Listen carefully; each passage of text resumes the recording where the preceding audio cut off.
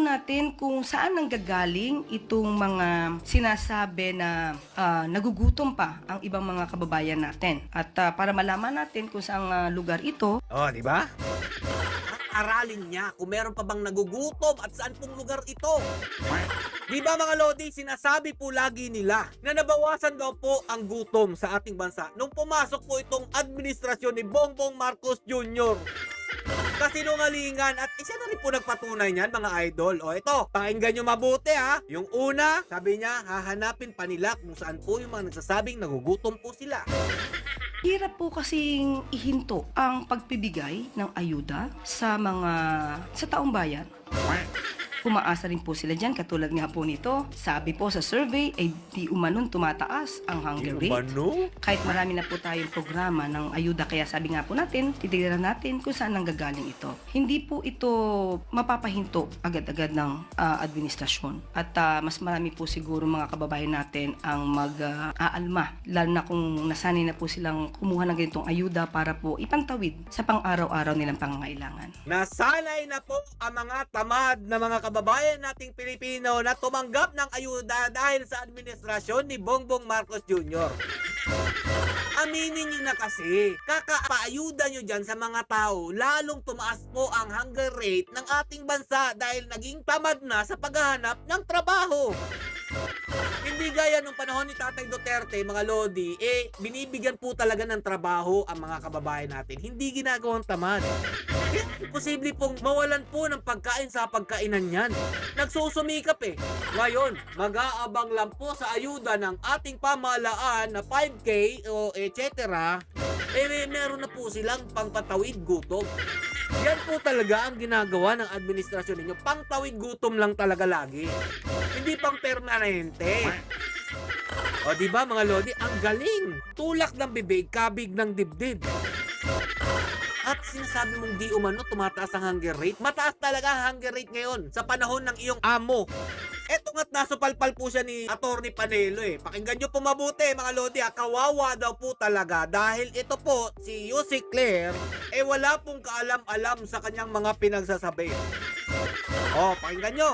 Nakakaawa nga sila Ito lang naaawa ako sa gobyerno. Yung palengkera ng palasyo nakakaawa din. Palengkera ng palasyo. Isa sa dahilan kung bakit siya ang hinire mga idol. Kasi apparently, wala siyang access sa presidente niya. May sasabihin siya, pagkatapos may sasabihin, iba na. Kakaawa din sila Unlike before, tingnan nyo, kami noon ba, nung ako'y nakapagsalita, may access ako sa presidente. At kahit na wala akong access, kilala ko yung presidente. Magbarkada kami, mulat sa pool. Kaya alam ko takbo ng utak niya. Kaya pag sinabi ko sa umaga, yun din ang sinasabi niya sa wala daw pong access ito po si Claire Castro. Kaya yung mga pinagsasasabi niya dyan, mga Lodi, pag nagkamali siya ng sagot sa tanong, babawiin niya din po yan, mga Lodi, kalaunan. Kasi hindi po niya alam talaga ang isasagot niya dyan po sa posisyon kung saan po siya itinalaga. Ang punto talaga nito, bakit po siya nilagay dyan mga idol, hindi po para magbigay ng impormasyon sa mga nangyayari sa administrasyon ni Bongbong Marcos Jr. Ang tunay na pakay po at ang trabaho po talaga niya sirain ang mga Duterte. Inuna nga po niya dito si Mayor Baste. Kahit hindi naman po directly sa Davao ang tanong mga Lodi, Davao City agad ang pinunterya. Ito po, pakinggan nyo mabuti After dun po, attorney, sa Mandawi rin po sinabi po ni former President Duterte na bumalik na po yung droga sa Davao, Cebu, and Manila. Marami na ring mga tambay ang na-hold up at mga nasasaksan. May action po dito. Davao, Cebu, and Manila. Pero ito ang kanyang sagot. Davao, including Davao City? Okay. Kung Davao City pinag-uusapan natin, sino ba ang mayor ng Davao City? Davao City agad ang pinunteriya niya mga Lodi dahil nandun nga po nakilala ang mga Duterte. At anong sabi niya dito kay Mayor Baste Duterte mga Lodi? Hindi ba yung anak niya? Si Mayor Baste Duterte. Ang ibig ba sabihin nun, napaka-inefficient ng anak niya? Again, ulitin natin, nasaan ang data patungkol rito? At tandaan natin, nung panahon niya, at least ngayon may record kung may namamatay. Nung panahon niya, merong bang nare-record doon sa mga biglang nawawalang mga tao? Anong lang natin yon? So dapat yun siguro, alamin din niya. Pero as of now, sabi nga natin, anak niya ang namumuno sa Davao City. Bakit ganun? Bakit ganon? At least daw ngayon nagkakaroon daw po ng record yung mga namamatay na mga tao. Tanong lang natin kay Atty. Claire, yung mga taong nawala nung time na panahon ni Marcos Sr., meron din ba kayong record nun? Kung meron dapat na ipa-ICC mga idol, panahon po ng tatay ni Bongbong Marcos Jr. Kaso nga lang mga lodi, tsugi ni. At inuulit lang po ng anak kung ano po yung ginawang kamalian ng kanyang ama nung panahon po ni former President Ferdinand Marcos Sr. Attack dog po si Claire Castro. Yan po talaga ang totoo niyang trabaho dyan sa Malacanang o dyan po sa Presidential Communications Office. Ito pa nga yung pangalawa mga lodi, panay tira rin po kay VP Sara Duterte. Na kahit hindi pa naman po nagdedeklarang tatakbo po siya bilang Pangulo ng ating bansa. Ito po yung kanyang statement. Magiging mapupunta tayo sa dumpster kung ang magiging pangulo natin o ang magiging leader natin ay ang mga katulad nila VP Sara, mas na inuuna pang magpunta sa abroad, magsilbi sa isang tao, although tatay niya po yun, pero marami pa rin pong Pilipino na umaasa sa kanya bilang vice-presidente. Mahirapan po tayo magkaroon ng pangulo kung lagi po nasa abroad at hindi po ginagawa ang trabaho dito sa Pilipinas. Wow! Ang galing! Makapagsalita. Alam niyo na ba talaga kung ano ang tunay na posisyon ng isang pangalawang pangulo? Madam Claire, attorney ka. Alam mo dapat yan. Kapag nagtrabaho si VP Sara Duterte, tinitira nyo pa rin. At sabihin na pinangungunahan ng Pangulo.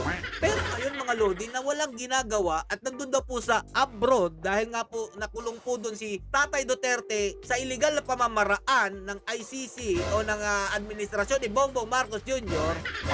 Nagdadadakdak po siya mga lodi.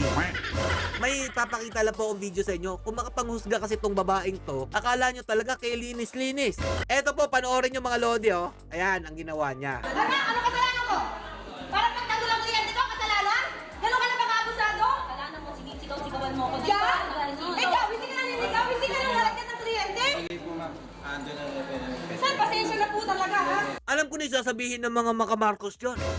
Pinagtanggol lang naman niya yung kanyang kliyente. Tama naman, okay naman yun, goods naman yun. Pero ipapakita mo din po sa mga tao kung gaano umasta ang isang abogado, parang walang modo, parang sablay naman yun. Yan yung mga gusto nila yung mga sasabihin lang, mga edukado, formal, pero nasa loob pala yung kulo. Ito, papakita ko na po sa inyo ang tunay na punteriya ni Claire Castro. Kaya po nandyan po siya bilang USEC ng PCO. Panay ang banat po kay Tatay Duterte sa lahat po ng interview. Panahon po ni dating Pangulong Duterte, dating Pangulong Duterte ang nagsabi mismo. Ang dating Pangulong Duterte ay po, ng dating Pangulong Duterte. Dating Pangulo, si dating Pangulong Duterte, former President Grabe. Duterte. Former President Duterte, para lamang po kay dating Pangulong Duterte. Kay dating Pangulong Duterte, kasi sa panahon ni dating Pangulong Duterte. Ang dating Pangulong Duterte, natin sa dating Pangulong Duterte, si Pangulong Duterte noon. Kawawa po talaga ang ating bansa ngayon. Puro sisi kay dating Pangulong Rodrigo Roa Duterte. Kahit ang tanong naman, ngayon sa panahon po ng panunungkulan ni Bongbong Marcos Jr. Pero bigla pong magsisegue na sa panahon ni Tatay Duterte, panahon ng kanyang panunungkulan, anak ng tinapay naman, oo. Kaya hindi umuusad ang ating bansa dahil may ganito tayong mga klaseng tao. Panay sisi sa dating administrasyon pero hindi naman po nila mapatunayan. At dito nga mga idol, sinuplak po siya o nasupalpal po siya sa interview ni Karen Davila dahil sa kanyang mga sagot na puro banat kay Tatay Duterte at sa mga supporters nito. Pakinggan nyo po kung paano po siya napahiya sa interview. Ewan ko na lang kung may mukha pa po siyang ihaharap pagkatapos po nitong interview na to. I want to start off first that it seems that the PCO every single day is more or less defending, talking about, or essentially answering queries about former President Duterte. Klarong-klaro yung tanong ha.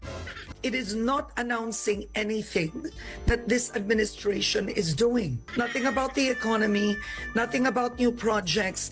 It's all about the former president.